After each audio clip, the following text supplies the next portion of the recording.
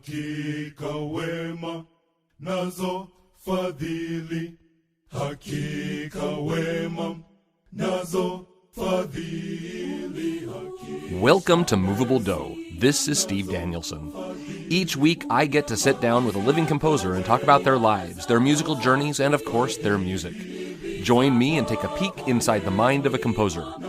For a complete archive of episodes, as well as access to the shorter segments called Movable Snippets, visit my website, sdcompose.com/movabledough. Hey, this is Steve.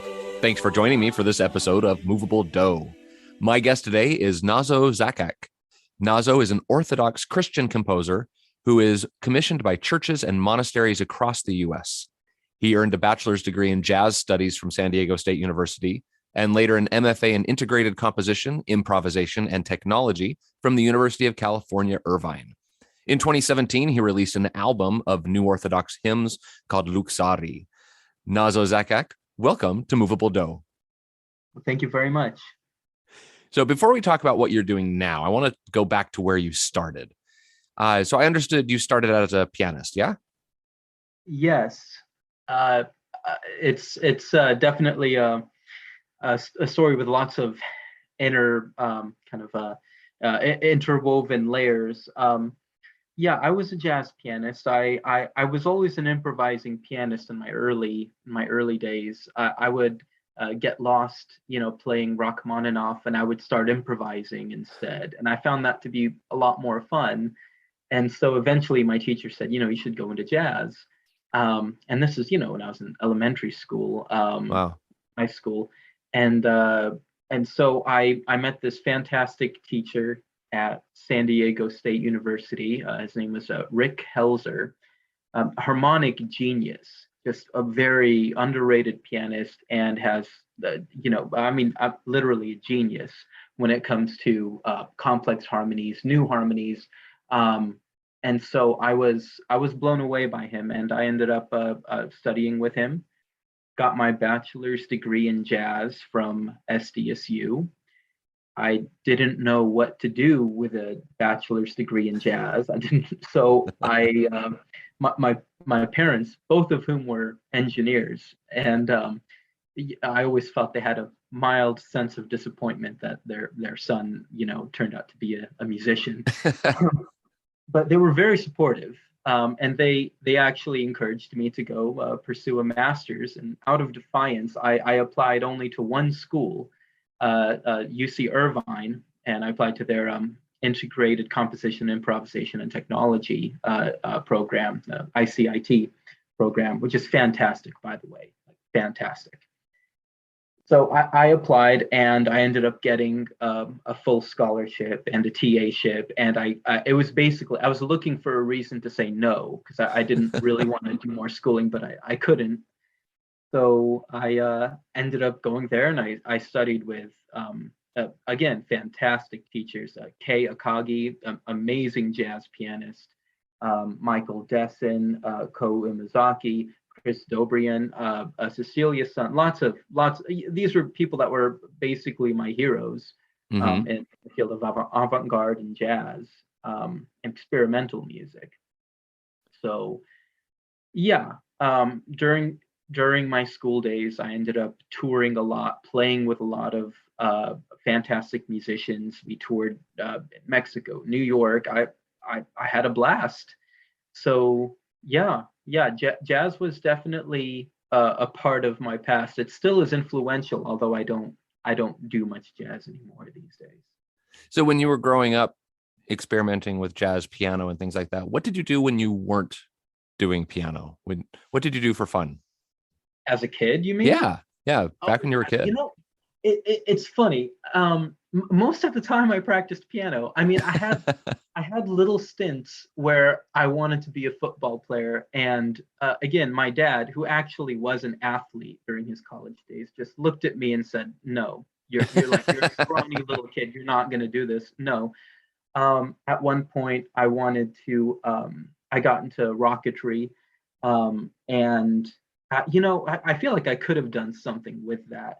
As the years kind of pile on, and the the burn of the artist trying to make a living is weighing on me now, as that's kind of taking its toll. A part of me regrets not going into a more I guess stable field, but I, most of the time I practiced piano. Even when I wanted to learn another instrument, I would pick up trumpet or violin or electric bass. And again, my dad would just come in with that very kind of solid, like, stop, you're sounding terrible. You need to stick to piano. You're good at piano. And he was right. He was right. It was I like to flirt with a lot of different things, but I mostly practiced piano. We have all the home videos to prove it. Every home videos of my younger sisters playing around, being kids, and I'm at the piano going, "You want to hear my composition?" So it got pretty annoying, I imagine. Well, that's pretty cool. So can you tell us about the car accident that sort of changed the trajectory of your music career? Yes. So it's kind I'm a religious person, so I don't think things happen for no reason, right? And I think a lot of times the payoff happens way longer. You look back and you see what was really in play. It's kind of interesting. So we were in this car accident after a camping trip up in Yosemite, and my left ear got hit by this airbag in the minivan. They have airbags that go in from the top, and I didn't know this. And I developed this. So it was incredibly painful. There was this constant ringing, but there was also this weird sensation where every time a pitch would be shifted, at first it was hypersensitive, like in someone's voice, just their inflection, right? Like a tiny thing like this, when their voice would slightly go up and slightly back down, it would actually hurt. It was odd. I still have some pain to this day in that ear. But after a couple of weeks, it kind of wore off. But then when I would play the piano, like a simple shift of an octave would just, I couldn't play. I would stop and just be in pain and be frozen. And so this was right when I got called to do a very important gig with a musician that I, love and respect very much. Nothing bad happened. I just played pretty horribly because I was in pain the whole time. And we're talking about experimental jazz with trumpets and saxophones and drums and all these different things. And I just was paralyzed most of the time. So I felt pretty bad, like I let everyone down. And I ended up actually just kind of saying, what have I accomplished what I wanted to with jazz? What was it that I sought out to do? And I looked at the musicians I played with, the tours that I was able to go to, and said, I think I've done it. There's something else I'm looking for. And it just wasn't in jazz anymore. Yeah. So then you sort of found your way into hymnody, into composing hymns, right? Yes. What is it about these hymns that compelled you so much to make it your life's work? So two things. First, I'm going to jump back to my time at UC Irvine.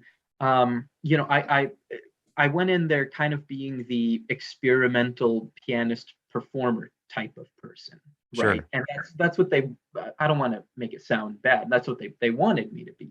They gave me that solid based on that identity. But I think in the last like half of my time there, something shifted. I got really into the experimental music of the 60s American and British musicians. Harold Budd, John Cage, of course, Brian Eno, the Portsmouth Sinfonia, Gavin Bryars, Michael Nyman, and some of their works were incredibly short and incredibly beautiful. And during this time, I was playing avant-garde and experimental music where I was practicing playing the piano with my fist. Now, I don't know if you've seen any pianists do that. There's the great jazz pianist Don Pullen. He played with Mingus, who kind of had this technique where he would be rubbing his fists across the keyboard and get this kind of wailing saxophone sound. So I was really out there. I did all kinds of stuff. I played in some doom metal bands, hip hop bands, everything, and quite a few of them were experimental. And so, at this time, I was working on developing a technique where I would actually be using my knuckles to be, rolling them on the piano, getting this wailing sound, but I was practicing playing them within a key. So I'd be practicing doing that in B major and then C major, which was a huge pain because there are no black keys that you could use to kind of pivot off of there. And I was working on that. My knuckles would be, just bleeding, every couple of days. And then all of a sudden, I said, my favorite moments in this music is when everything gets simple. We have all of this noise and cacophony and huge amount of tension. And what I loved was when that tension was released and we'd have this just very simple, beautiful moment. And then things would go crazy again, right? Yeah. And so I said, why am I doing this? I just want that simple, beautiful moment. So I think I scared all my professors because I just one day I bought that great book, Study of Counterpoint by J.J. Fu, and just started going through it. And I had 3 or 4 notebooks of manuscript paper that I went through on just counterpoint exercises. And exercises never bothered me. I always loved playing scales as a not as a kid. I hated them, but in my jazz days, undergrad and grad school, I loved playing scales. I would practice 6 to 8 hours a day, not just on scales, but practicing. And scales were always part of my warm up and part of my cool down. So I loved exercises. So counterpoint exercises were just very stimulating for me, and I had no idea why this was what intrigued me at the moment. But like I said, my professors were starting to get a little bit worried, and I just found myself gravitating towards trying to write the most perfect type of simple 2-part harmony, 3-part harmony. And I wasn't even thinking for voices. I was actually thinking for piano, just something simple and beautiful. Mm-hmm. Later on, I came to discover the works of Arvo Pärt and Sir John Tavener, very notable Orthodox composers, not so much of liturgical works, but of concert works. And they used some similar techniques too, very simple things that they got a lot of mileage out of. So that's my very long-winded first part of the answer. The second part is I was always looking for, I guess, meaning in music.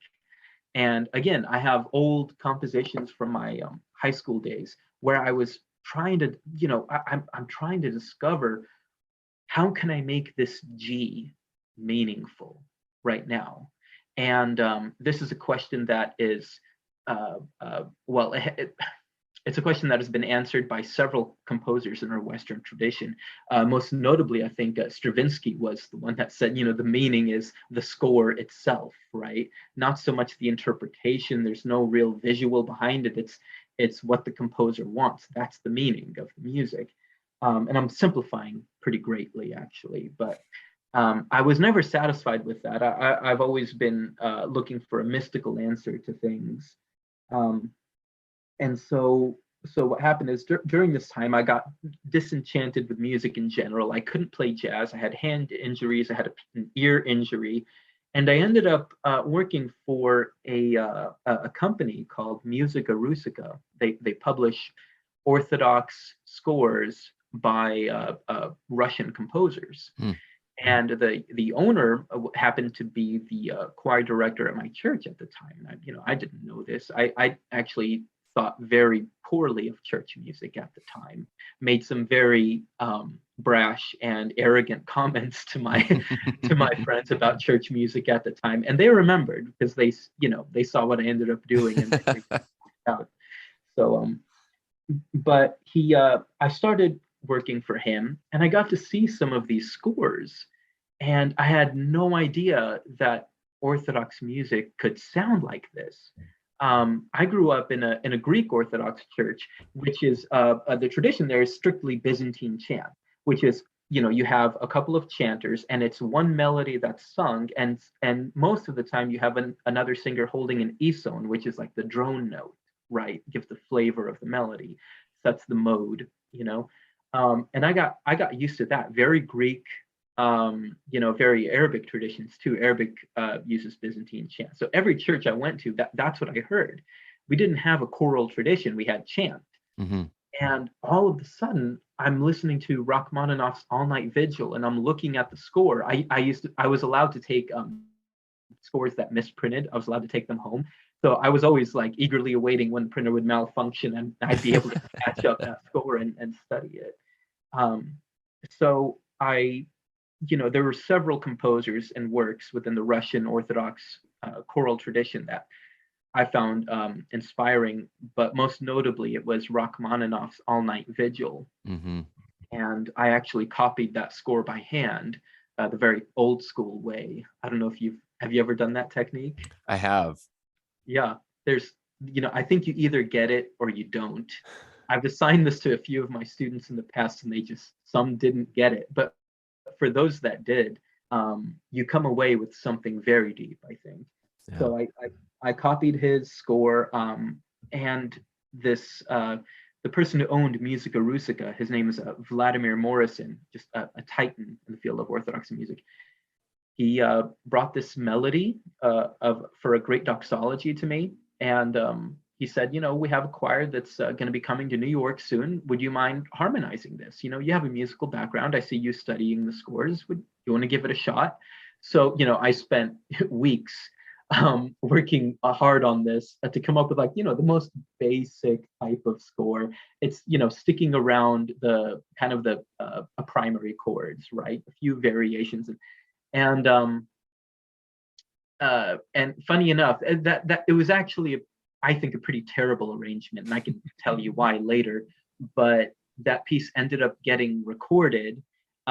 They paid me for it, and they said I'd be getting royalties if on the CD. And as a jazz musician, these were like things that I never heard of.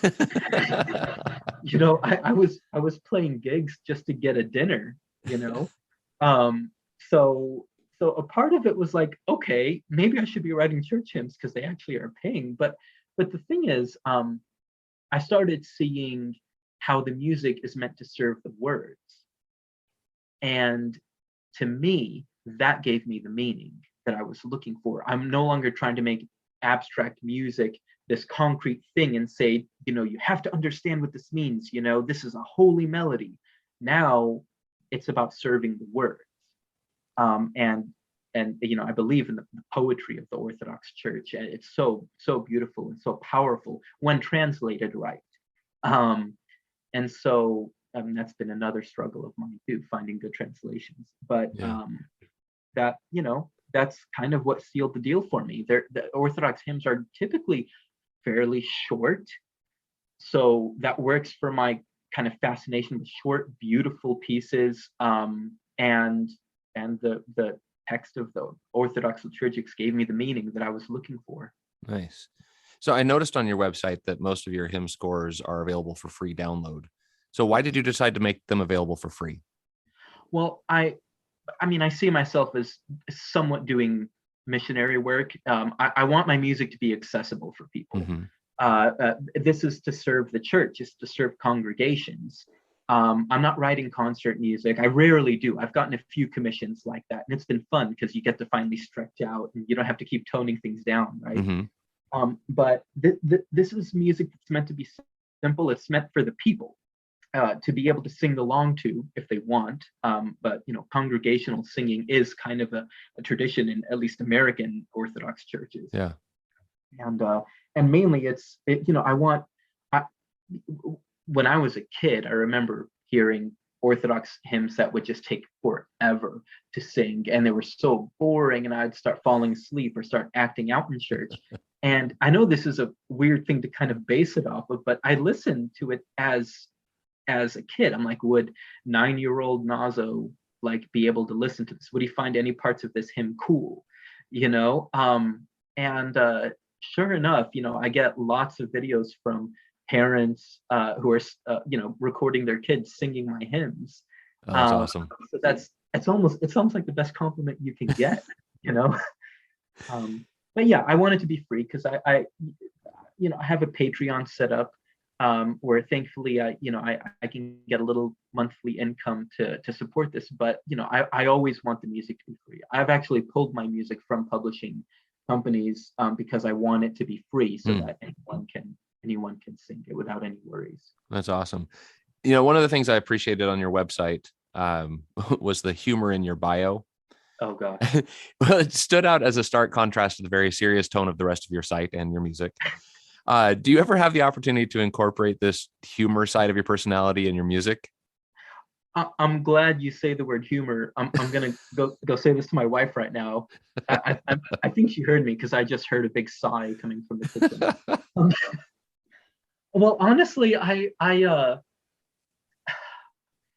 just get tired of reading professional biographies because after you read the list, they studied here, they played with these musicians, they had these performances. After a while, my eyes just kind of glaze over, and you start saying, okay, they know things, what. And one night I got fed up with like all the drafts of the bio that I was writing, and I just got fed up and just wrote this and posted it, not on a whim, didn't care, and I was actually quite angry at the end of it because I don't like writing biographies. But yes, I do try to bring that sense of humor in, primarily in rehearsals when I conduct the church choir. But see, there's an importance to that. My jazz training taught me how to be a band leader more than anything else. I'm not a choir director, but I've had to be one. I've been forced into the position actually. And what I learned is that church choirs are very frail emotionally. People are, I mean, church itself is looking for answers, and their problems are in the center of it, right? Mm-hmm. And they have this kind of idea that everyone's going to be there to support each other. The priest is there to help them, and there's a chance for them to be very vulnerable.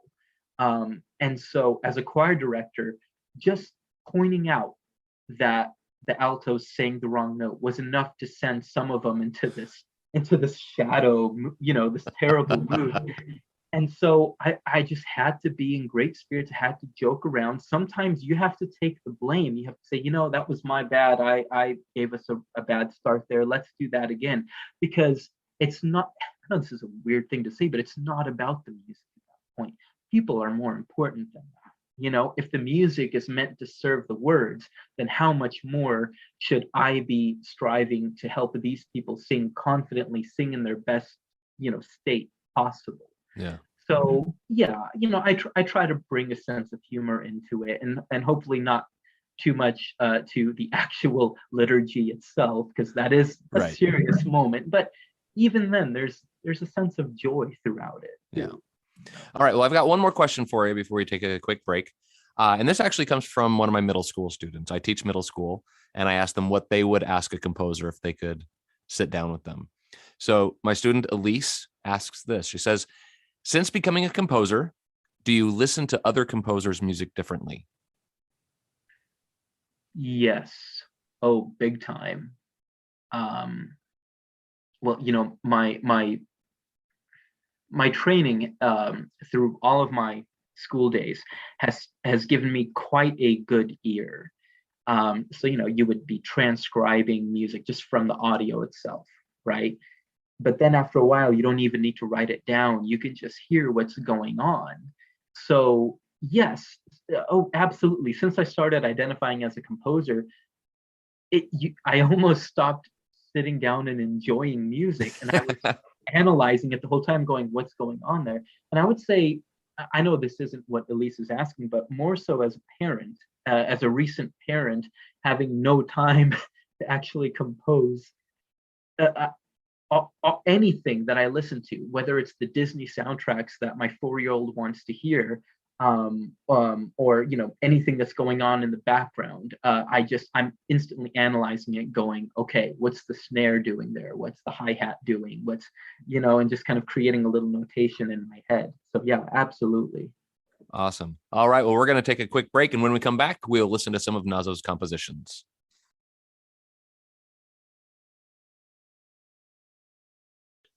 Welcome back. I'm talking today with Nazo Zakkak.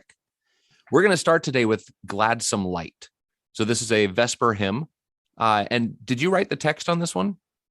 No, this is a Gladsome Light is actually an ancient hymn written by a Christian martyr. Yes. Gotcha. So is this is this one of the translations that you were talking about earlier? This is a pretty standard translation within the Antiochian Archdiocese. Mm-hmm. Okay. Can you explain to our listeners what this is about? Yeah. So this is sung during the Vespers service, which is the evening service for the Orthodox Church. It's typically sung on Saturday evenings, and it's essentially the text is stating that we are remembering God and His works as the evening is setting, and it's drawing all of these parallels between God and light itself. And again, much of the text of the Orthodox Church is quite poetic. Mm-hmm. And we just tend to miss it because we tend to have some pretty bad translations. But this is a very, very powerful hymn that we sing on a weekly basis, and it's comparing God to light. That's not just a normal kind of typical "we praise thee" kind of hymn. And there is this whole other backstory to this to the musical setting on this that I can get into if you'd like. It's kind of unrelated, but may make for a fascinating story. We've got some time. Well, okay, so I might be ending my career with this, but so I wrote this piece pretty early on in my composing days, in my Orthodox composition days, and I was having discussion with two very dear friends of mine. The piece is actually dedicated to them. And we were talking about what makes a piece of music sound Orthodox. And I was saying, well, you take the chant.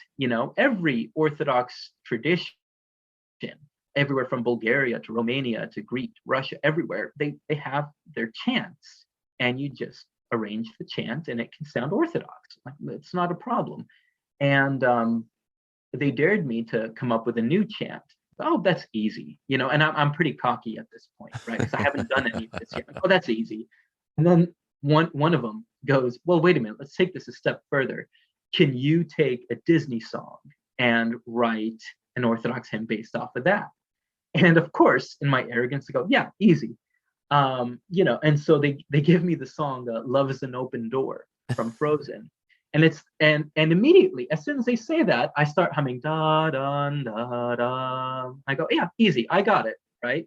And that's kind of the motive that you'll hear throughout this. And it's kind of funny because when this piece premiered, a very respected chanter came up to me and said, "I can tell you've been listening to Rachmaninoff. Like, good job, good work." And I kind of sheepishly grin and go, "Yeah, it was Frozen." But my point was to prove that the text is what matters the most, mm-hmm. right? I wasn't being disrespectful by putting any Disney type of melody or anything like that into this hymn. I mean, first off, Disney writes amazing music. They get the best musicians to do their stuff, so let's not kid around there. But my aim was to show that if you're respectful of the text, you could take anything and make it sound Orthodox. So no disrespect meant when you listen to this. All right. Well, we're going to listen to Gladsome Light. And I want to mention that all the recordings that we're going to hear today are from Nazo's CD, Luxari. Oh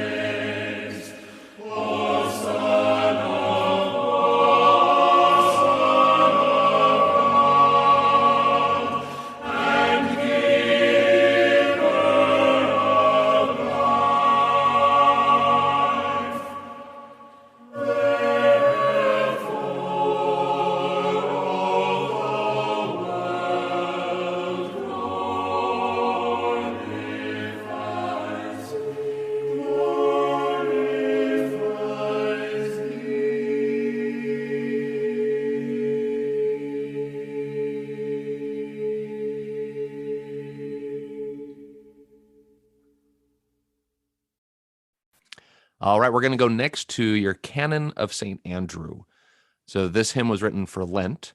And when you write a hymn for Lent, do you have to approach the composition differently? Do you have certain constraints that you need to follow as part of the liturgical cycle? Well, with this piece especially, yes.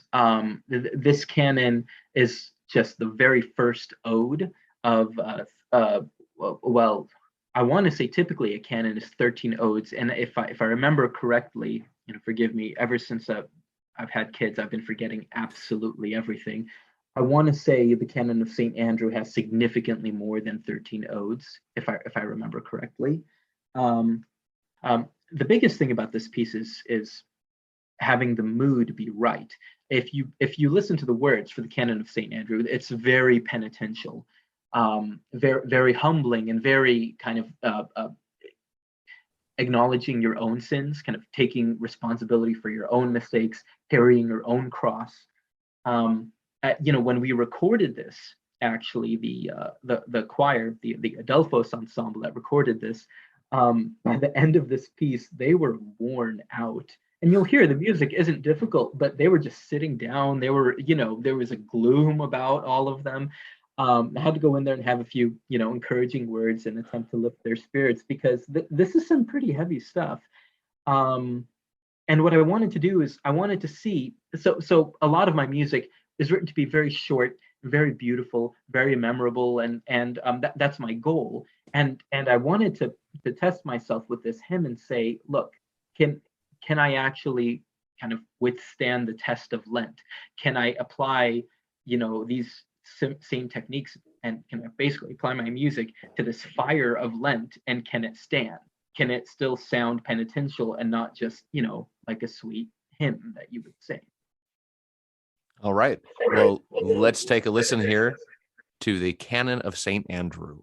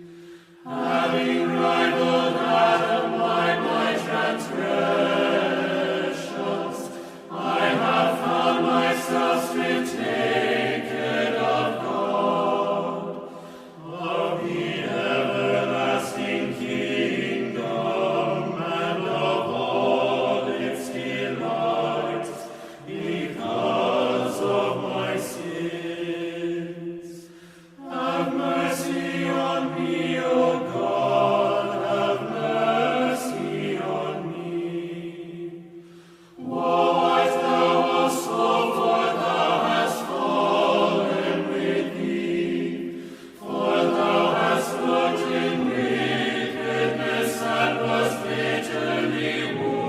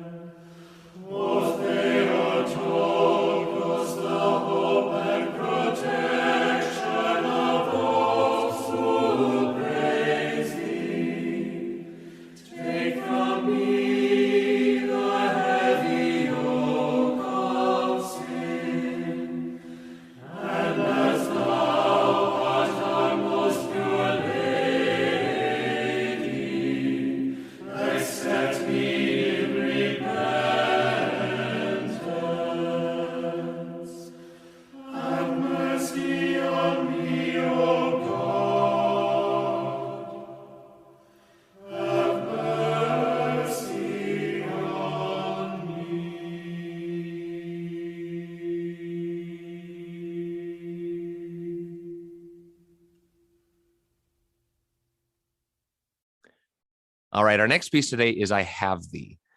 So this hymn was written for I'm not sure if I'm saying this correctly, Paraclesis? Oh yeah, Paraclesis. Paraclesis. I'm not as familiar with these services. Paraclesis service, which is supplication specifically for the living.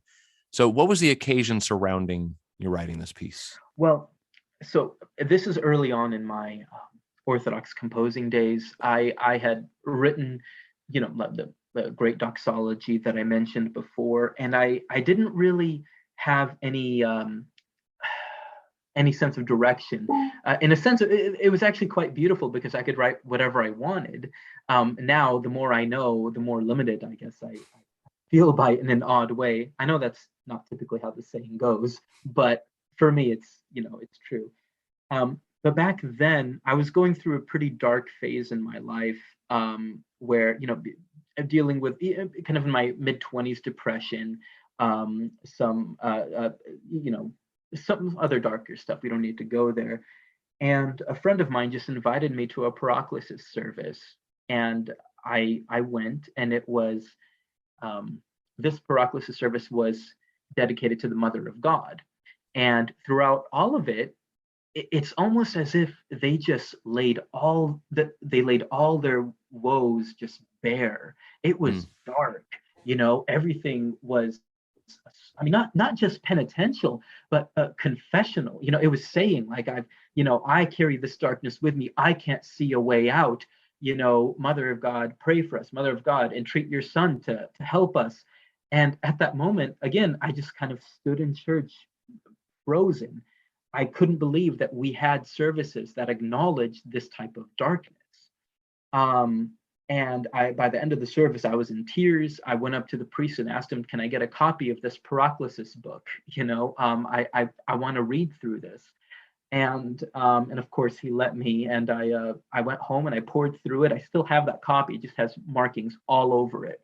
And this one hymn, to me, was the point in the Paraclesis service that was the resolution. I still get chills when I think about it, but the uplifting, finally we have a foundation. The text is, I have thee. Basically, we're saying to the Mother of God, I have thee as a foundation, right? And it was just such a relief for all of this darkness that I had. And so, for me, writing Orthodox music cements my belief too. It's not just about writing music and sending it out there and hoping it gets done. Each piece has quite a deep meaning for me, and I go into them at various levels, but some are quite personal to me, and this one really got me out of a dark past. That's awesome. Thank you for sharing that. We are going to listen now to I Have Thee.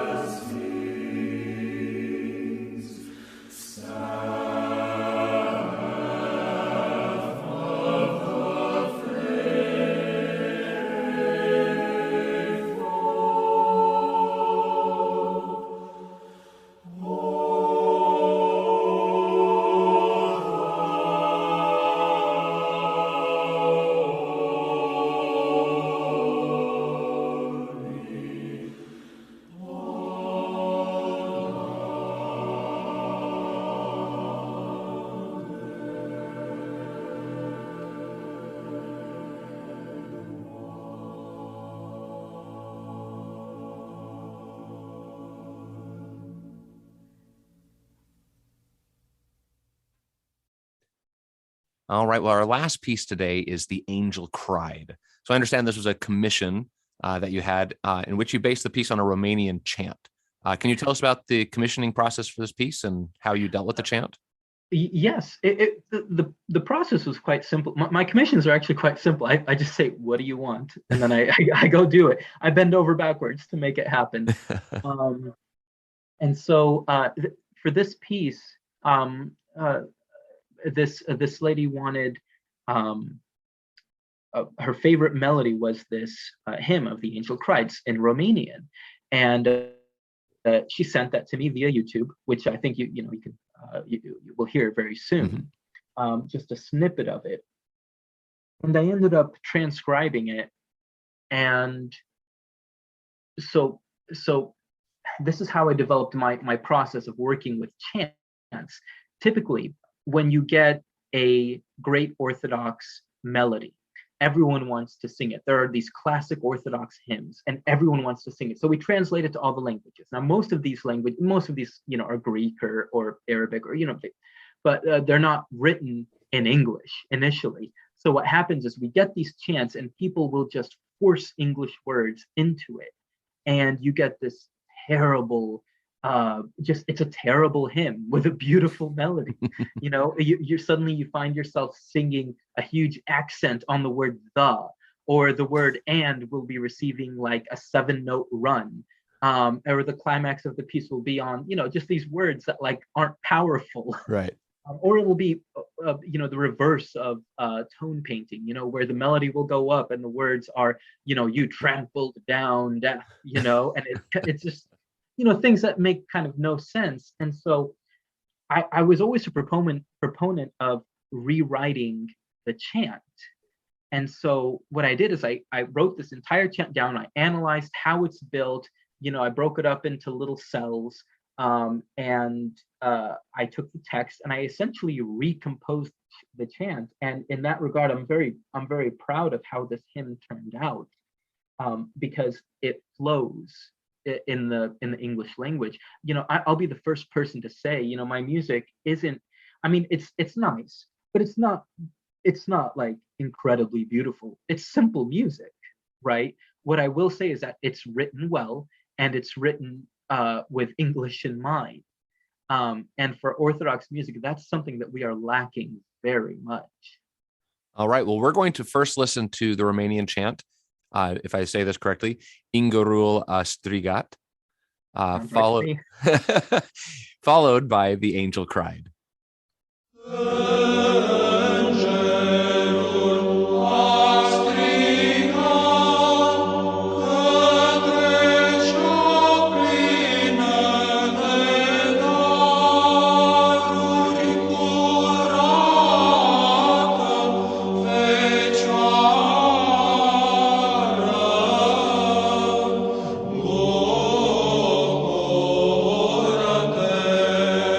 Shiara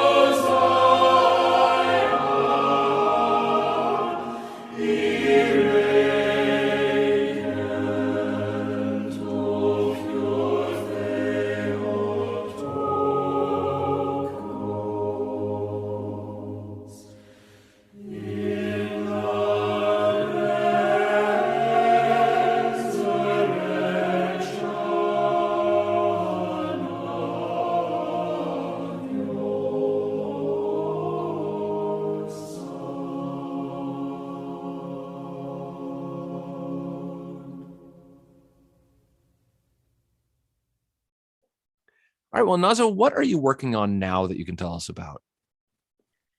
Well, my two most recent commissions include an akathist to the Archangel Michael that I think I'm a year late for that, but I'm finally typesetting it now. I very much dislike the typesetting process, but I'm getting that all notated and ready. And that's again 13 odes for that one, but it's simple.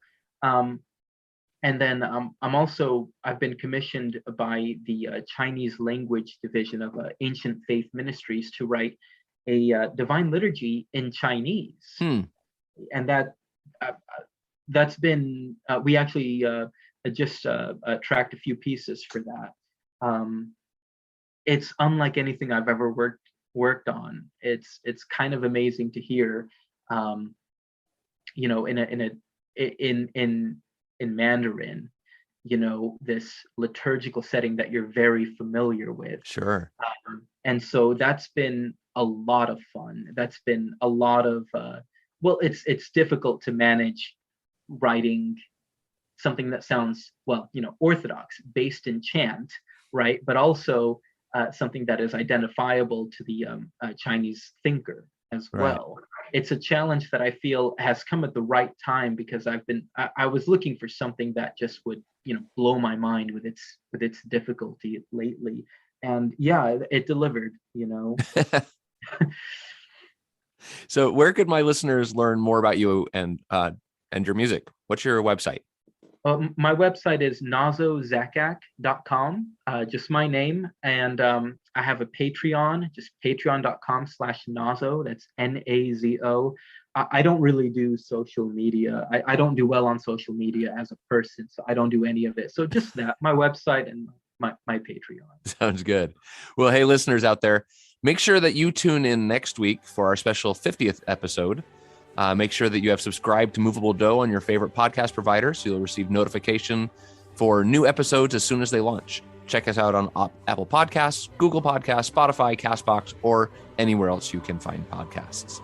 Well, Nazo Zakkak, thank you so much for joining me today on Moveable Do. Oh, thank you very much, Steve. My guest today was composer Nazo Zakkak.